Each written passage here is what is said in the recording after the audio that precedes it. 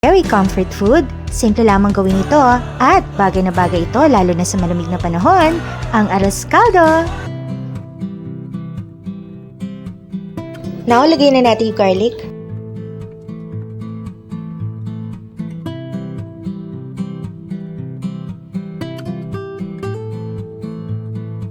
Onion.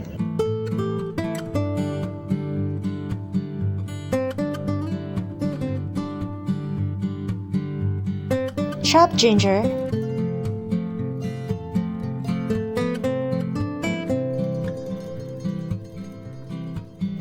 Naglagay tayo ng a little fresh turmeric. Optional po ito.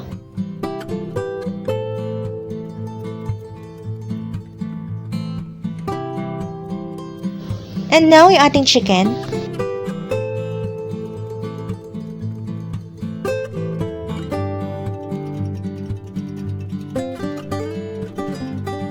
Tatakpan muna natin ito at wait tayo ng 5 minutes sa mahinang apoy lamang.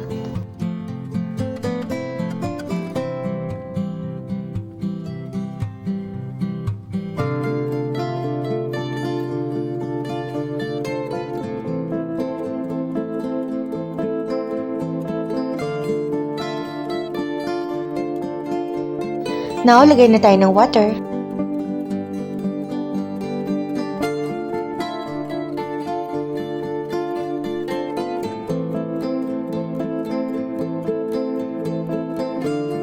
Isisimmer natin ito or lulutuin sa mahinang apoy lamang within 18 to 20 minutes simula sa pagkakakulo.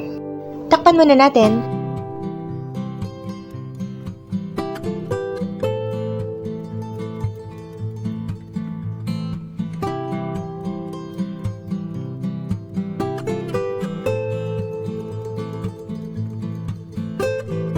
Now, iaahon na natin lahat ng chicken at isa-set aside natin ito.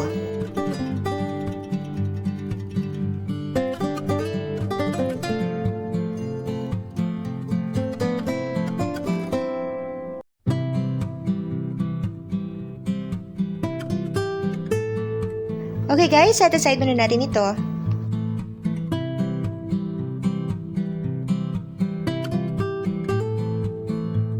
Lagay na natin yung chicken cubes. Ground pepper.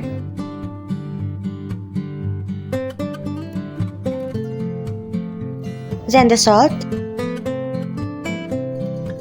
Then a little vinegar. Optional po ito. Guys, naglagay tayo ng little vinegar dahil mas ini-enhance ito yung lasa ng ating niluluto at nagsisilbi na ding natural preservative para ma-maintain yung freshness ng ating food. And now, nilagay na natin yung glutinous rice. Ngayon, lagay na natin yung kasubha.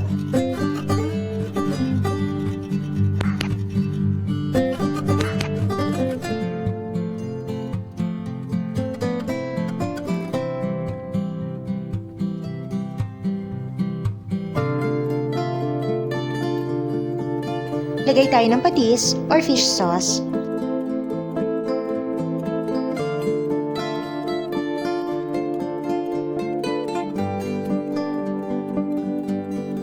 Okay, pakukuloan natin ito sa loob ng 1 oras at 15 minuto or hanggang sa maluto ito. Sa mahinang apoy lamang.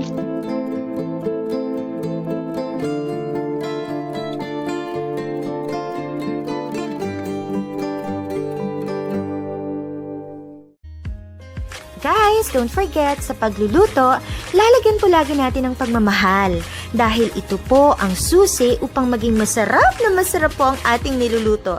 Sa bawat halo, lagi po natin sasamahan ng heart! Ngayon, ay ilagay na natin yung niluto natin chicken kanina.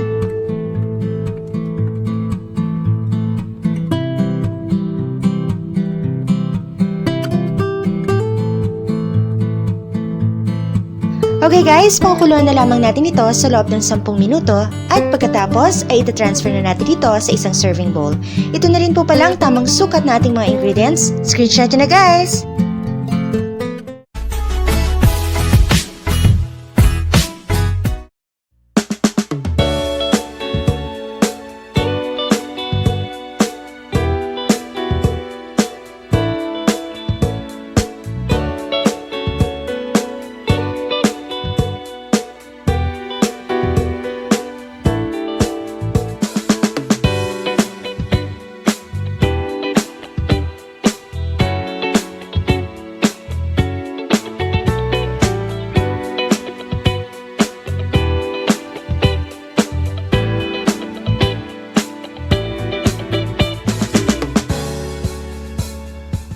Ready na po ang ating yummy na Arroz Caldo! So guys, just click thumbs up or like kung nagustuhan niyo pong ating recipe, and don't forget to click subscribe and tap the bell para ma-notify po kayo sa lahat ng ating mga susunod na lulutuin.